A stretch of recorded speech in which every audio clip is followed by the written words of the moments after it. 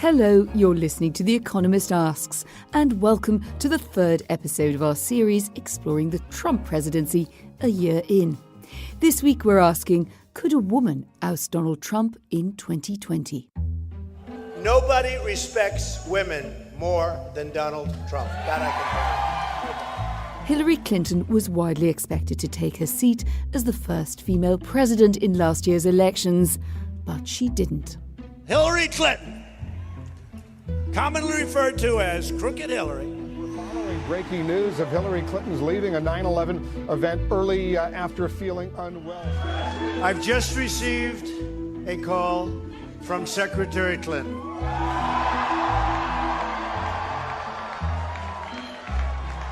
She congratulated us, it's about us, on our victory. So what happened? When we spoke to the former First Lady on The Economist Asks last month, she maintained that anti-female sentiment had certainly played its part. I don't think there's any doubt that sexism and misogyny, which are endemic in our society, were very much factors. They, in my view, were unleashed to an even greater extent than usual by Trump's campaign. But I wanted to explore what lies behind this. Voters are perfectly willing to elect someone they think is qualified, even if they don't like them, if they're a man, but people won't elect a woman that they don't like.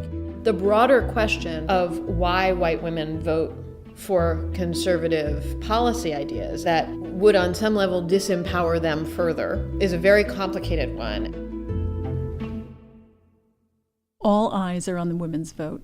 That was the vote that was supposed to make Hillary Clinton the first woman president of the United States. It didn't happen. Mary Jordan is a journalist at The Washington Post, and she also contributed to a biography looking at the role of America's women in his victory. Everyone is noticing now that what's really dragging down Donald Trump's horrible poll numbers are women.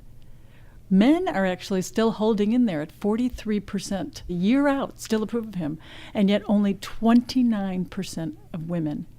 So it's the women that are saying, no, we don't like this. There's too much defense spending, not enough social spending. And in this current climate about a lot of care about women in the workplace, people care about sexual harassment, they care about lewd comments, they care about the incivility, they care about the constant confrontation. People say anything to Donald Trump and he screams like back at them like a bully. So it's going to take its toll. And I think that 2018, again, all eyes on the women's vote.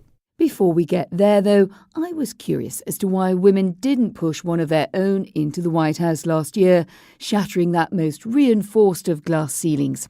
So I spoke to Celinda Lake, pollster and political strategist for the Democrats, and asked her whether the proposition that Hillary didn't become president because she was a woman was indeed true, based on the data that she's seen since the last election. Well, it was certainly true that sexism made a difference. Oh, there's no question about that. Sexism and racism made a difference, and in both direct and subtle ways. One of the more subtle ways was that we found, yet again affirmed, research that's been done by the Barbara Lee Family Foundation, that voters are perfectly willing to elect someone they think is qualified, even if they don't like them, if they're a man, but people won't elect a woman that they don't like. So we saw that really play out in the Hillary Clinton race. Both candidates were negative, but if people had just voted the one they disliked less, Hillary would have been president. So we definitely saw some double standard there. Is the female vote really such a key battleground, though? We talk about it as if it is because it's socially very interesting. A lot of people feel very invested in it anyway for political or philosophical reasons.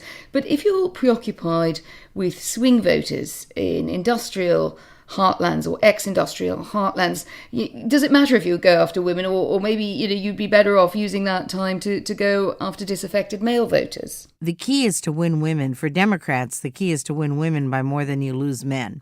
So we need to create enthusiasm among women and keep men sullen but not mutinous.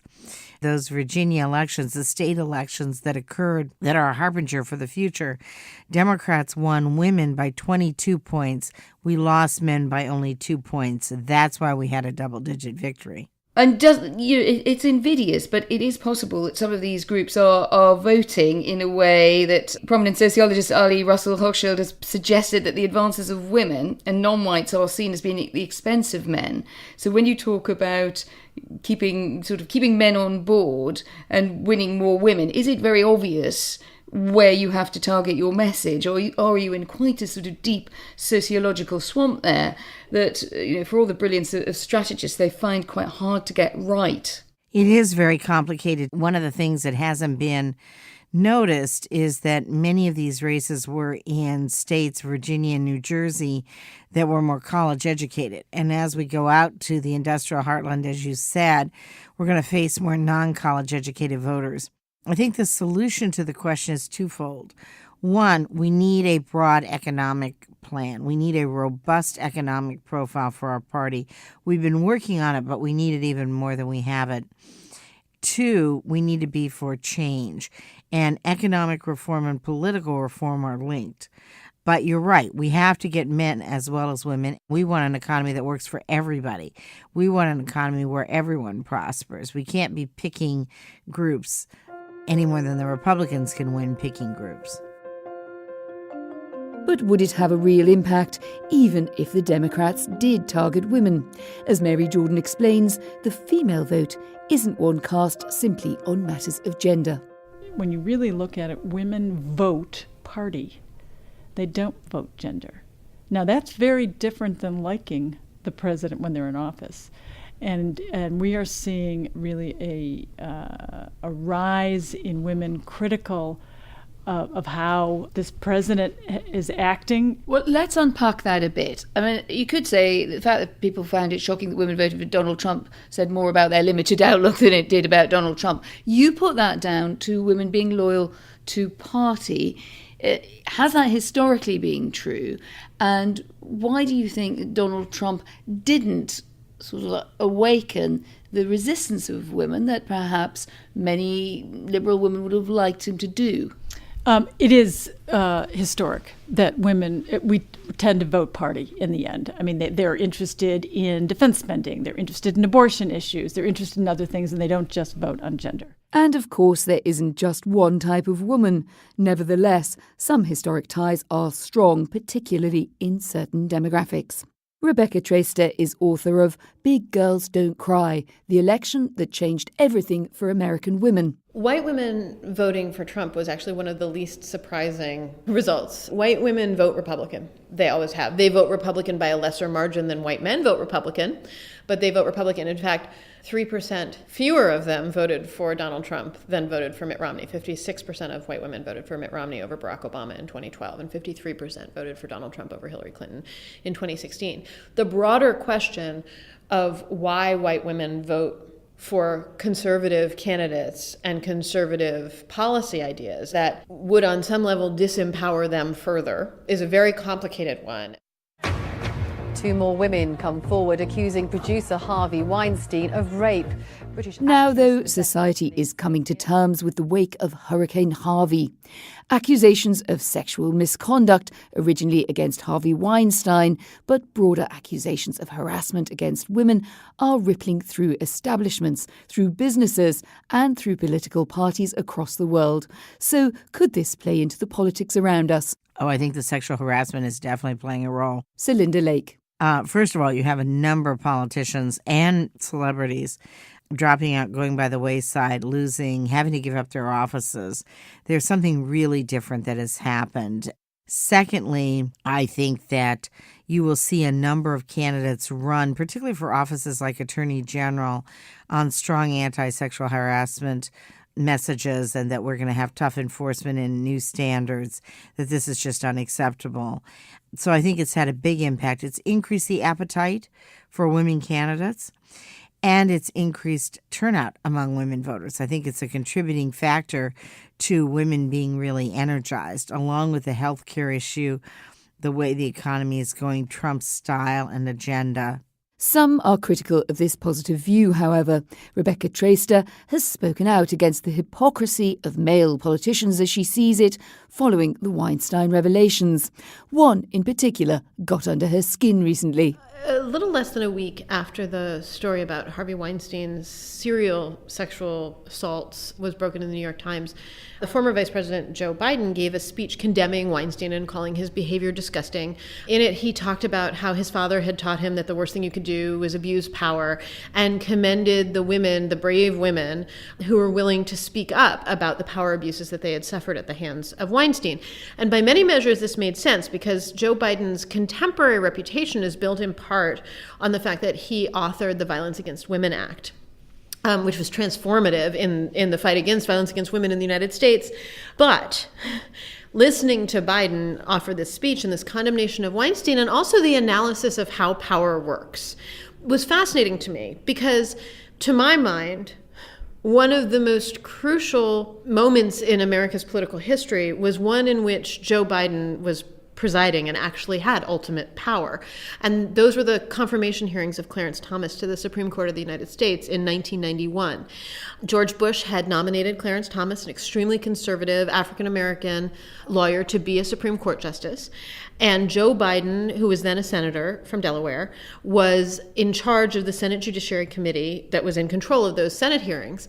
And it was an all-male, all-white panel. At that point, the U.S. Senate was disproportionate. I mean, it still is disproportionately male and disproportionately white. At that point, it was almost blindingly white male. And there was a woman who had worked with Clarence Thomas in the past, named Anita Hill, who had a story, claims that he sexually harassed her. It took a fight to even get Joe Biden in charge of the Senate Judiciary Committee to permit Anita Hill to testify. Anita Hill was a black woman, and she was treated abominably by that Judiciary Committee. Lots of the right-wing members of the committee insulted her, accused her of erotomania, which is a sort of like a sexual disease. They impugned her as being single and desperate and having been besotted by Clarence Thomas and exacting some kind of single lady revenge on him. And meanwhile, the Democrats in the committee did not, including Biden, including Ted Kennedy, did not stand up for her, did not defend her. There were also 3 other women who were willing to testify to corroborate Anita Hill's story, and Joe Biden did not call them. And part of the result is that Clarence Thomas was confirmed to the Supreme Court of the United States. Anita Hill was not believed by the men of the Senate Judiciary Committee. This is an example, fundamentally, of power abuse. He has been asked in the years that followed about his behavior on that committee, and he's quite defensive about it, and he says, oh, the women didn't want to testify, and I don't believe that he's ever really taken full responsibility for the way that he abused his own power to very deleterious ends in that instance. I would love to hear Joe Biden really grapple with that. In this current administration, President Trump has 2 very important women in his life, his wife Melania and his fiercely loyal daughter Ivanka. How important are they to the presidency? Mary Jordan. Well, a colleague of mine just wrote a wonderful piece about Ivanka, calling her Queen Ivanka, that she's kind of our royalty. She looks perfect. She has this ceremonial role. It's an inherited position. I mean, she's only there because her father is in the White House. She enjoys quite a bit of support among some people, but there is rising resentment that she writes about women in the workplace and, balancing with family and home. And every time now she goes out to give a speech, there's hecklers and people saying, hey, why don't you talk to your own father about how he deals with women in the workplace? Because, of course, there has been a lot of accusations against Trump dating back a long time about him, grabbing some woman inappropriately or groping them in the workplace. Well, let's stay on groping for a minute if we could. Those accusations have been around, but here we are in the era of the Harvey Weinstein, and yet I have to say none of it really ever seems to quite stick on Donald Trump. Why is that? I mean, it could be that the evidence is too slight. I think a lot of the accusations go back to the 1990s. I think people thought they were too far away. Again, it's a $1 million question. Why does this? I mean, this guy has done so many things that would make, somebody who had a far lesser office be bounced, and it doesn't work. So that question is raised every day. People, want to scream about why not. But I do think that I looked at a lot of those allegations and, they hurt President Clinton. He paid money. He settled a lawsuit. And in a lawsuit, in a deposition, he lied about Monica Lewinsky, and that led to his impeachment. So it did hit, ultimately, President Clinton hard. And so, it's 1 year in. I mean, some people still think that there's a lot of this rumbling out there and that something could come home to roost. And you? What do you think? I think that his supporters, again, the people that I'm talking to, don't care at all. They just say it's long ago, boys will be boys. Again, this segment that his base, they say, you know what, I just don't care. There were a lot of people doing this, and he's now running the country, and would you just let him cut my taxes and fix my schools and get me a job? Ivanka's role as the first daughter, a role I suppose that's always existed a bit in modern American politics, but this time she really does put herself out to the fore, or your colleague called her Queen Ivanka. We've seen her as an advance party sometimes, not least in the Asia trip. She went off to Japan, she talked about women's empowerment. Yes, it irks people who don't like to hear that from Trump, but is there a purpose to this? Does it fit within the administration, or is it just a pleasant distraction in a pink suit? She is an enormous help to him. She helped him immeasurably on the campaign trail. She was, I think, the single most important spokesman for her. She really took the role that many spouses have, because his spouse, of course, English is her second language. She hates, Melania hates talking in public. It was Ivanka. She's together, she's smart, she's well-spoken, she looks the part, and he leans on her, and they happen to be very close.